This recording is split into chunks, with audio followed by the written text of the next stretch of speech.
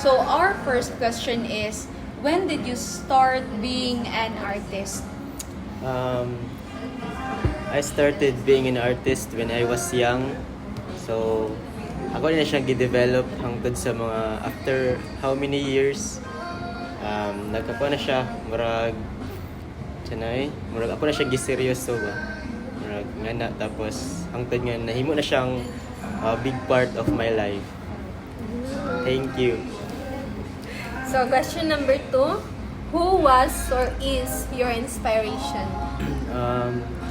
I'm inspired by many artists nga nagpalibot sa kuha and sa mga tao nga nasa kong duol kay tungod seeing different art style and creativity kay mura po siya ga-push pud sa kuha nga maghimo pud ko og ako ang unique nga own piece. Okay. Thank you. The third question is, how would you describe your art style? My art style is so sa inyong kakakita sa una, ako yung art style is landscape yun, permanente. So tungod kay murag wala man siya ni kuan, murag dili siya effective. So karon inyong makita sa mga post permanente is ga-switch ko sa art style nga realism mixed with line art.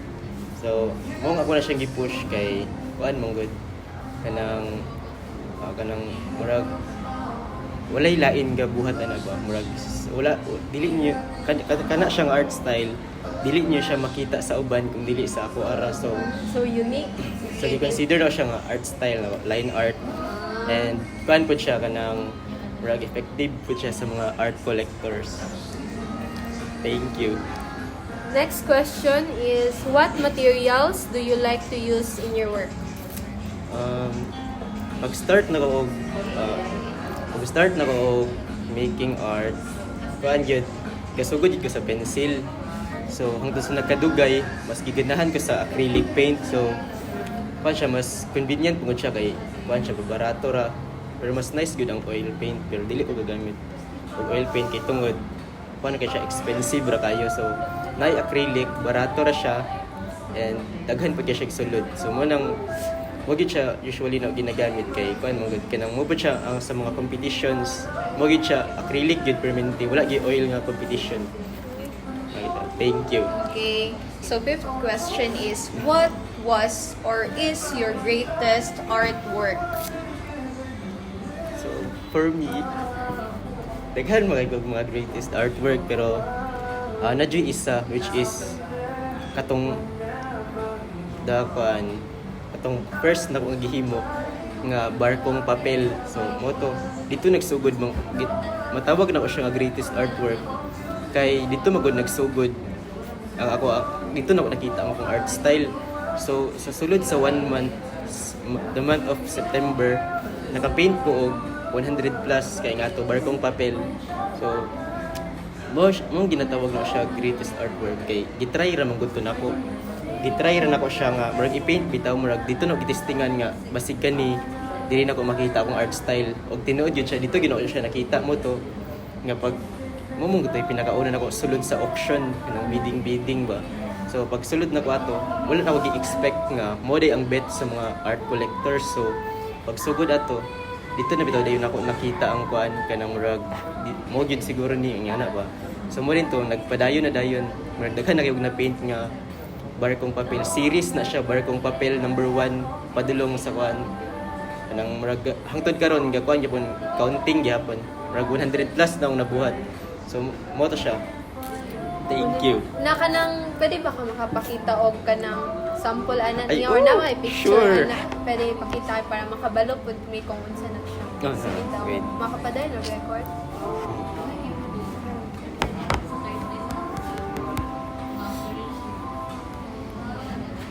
Marade siya. Pero wala dili akong first nga kuan nga gibuhat. Sa makita ninyo mga ingani gid siya tanan akong painting. Oh. Mga ingani siya. Ingani. Tapos mas gi-develop pa na ko siya.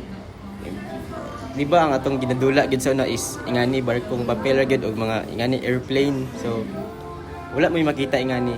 Mong gitawag na ko siya mix with realism kay ang paper is realism then line art ang iyang background. So muna ang art style Sige, sige. Thank you. Thank you. Next question is, what is your art's purpose? Para sa ako sa giingon pa kaganina nga yung ka-inspire ko sa uban artist nga nagpalibot sa buha. So para sa ako ang purpose dahil sa paghimo ng art is to inspire pod gihapon sa uban.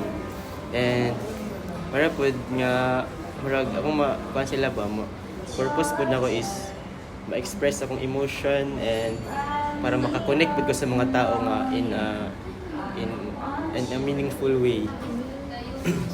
Thank you. So, seventh question is, do you have other hobbies other than being an artist? Aside from being an artist, dancing. Where the dancing? Wow. Okay. Okay, next. Next is, do you consider your art as a job or just a hobby? Para sa ako, siya, matawag na siya both siya nga job and hobby kay man good. Murag nasabay gyud akong passion ug ang profession. Kay sa una, matawag pa na siya hobby kay mura man ang hilig, pero hangtod sa nagkadugay, murag mo na magud akong source of income. Mo na po'y nagpakuan sa ko ba. Hindi kay kabuhat man kog mga kuan kay kapabayad naman ko karon. So, mura siya nga sa to. Hobby, ay murag kuan po siya, ay kanang job at Job the na same siya. time, hobby po. Again. So, Can you share a memorable experience from your career as an artist or artisan? Memorable experience is murag na-share na ni ma'am. Kasi balikon na ako. Last 2022 during the mass games, paano siya murag disappointing kay siya nga time kay murag ang expectation mo sa mga tao is wala na ko nahatag ba. Kay mo magud nga time tong ni-viral tong painting na nga mga CMU. So wala na ko nila gi-try out, gikuha na ko nila. Kanya murag expect na gid sila sa ko ba kay kuan mo tapos ako kay murag feel po na ako kay murag para sa ko wala pud gid nako gihatag akong best ato kay murag kuan mo good kanang murag nawad-an ko gana ato kay tungod ang must manggod ato is kuan jud siya murag lahi ang subject nga gihatag sa mo ato ug lahi pud tong gi-practicean nako sa mo tong murag nawad-an jud ko gana and ang result wala jud ko naka-place mo nga sakit kay sa kuha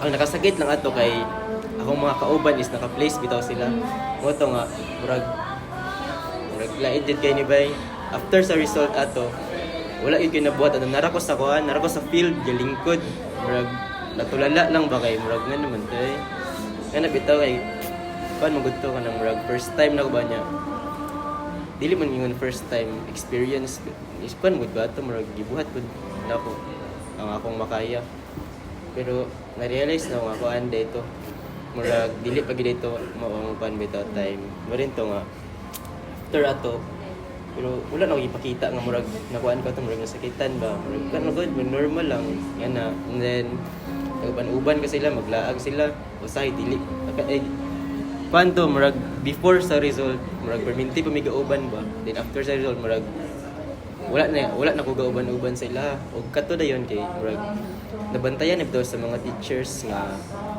kuan murag nasakitan gyud bitaw ko ana ba pero dili ako ginapakita dili ko gapahibalo sa ila mo dito nga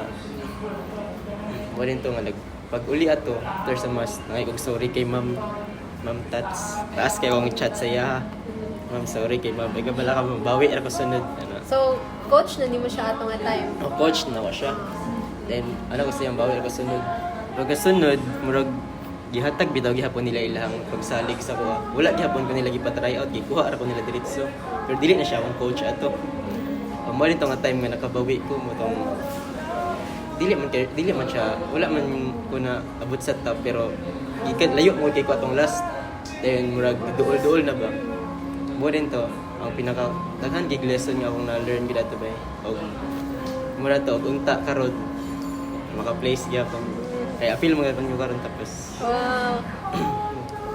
Thank Grabe, you. Good luck. So last question na ni siya. What advice would you give to the aspiring artists or artisans? Para din sa mga aspiring artist ug mga artista no. Ang advice sa inyo is kuan lang gyud. Continue creating even if it's hard. Practice. Stay true to yourself and kuan gyud, trust the process kay every step man kuan siya. Basta kuan, don't be afraid to take risk. Mura gyud. Sige, thank you. Mora na siya ang Thank you. questions tanan. Thank you. Mora to, Kanye. napa? Oo. Thank you. Mora to, thank you. Thank you.